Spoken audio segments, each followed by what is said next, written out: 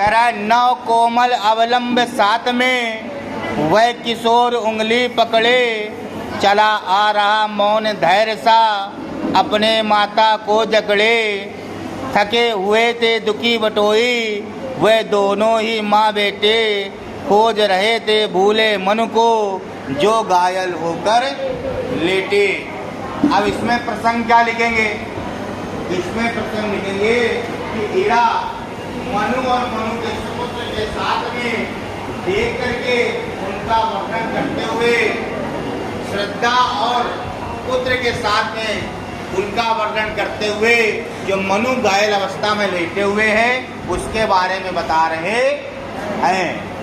ये हो गया आपका प्रसंग। अब व्याख्या क्या करेंगे? व्याख्या समझो। नव कोमल अवलंब साथ में, नव माने नया, कोमल यानी मुलायम कोमल, अवलंब साथ में, अवलंब विलंब, अवलंब माने साथ में खड़ी हुई परछाई, साथ में तो परछाई नहीं थी, साक्षात उसके साथ में उसका सुपुत्र था, पुत्र था। ठीक है, तो जो नया कोमल छोटा सा प्यारा सा सुपुत्र था उसके साथ में वह किशोर उंगली पकड़े, वह अपनी माता की क्या हुए उंगली पकड़े हुए था। कौन?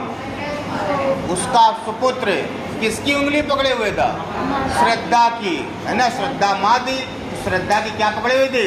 उंगली पकड़े हुए थे। चला आ रहा मौन धैर्य सा अपनी माता को जकड़े। और वो कैसे चल के आ रहा था?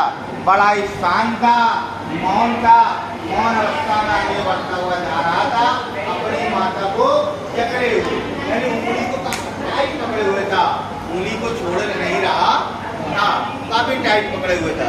वही कह रहा है वह अपनी माता को पकड़कर आगे बढ़ता हुआ चला रहा था।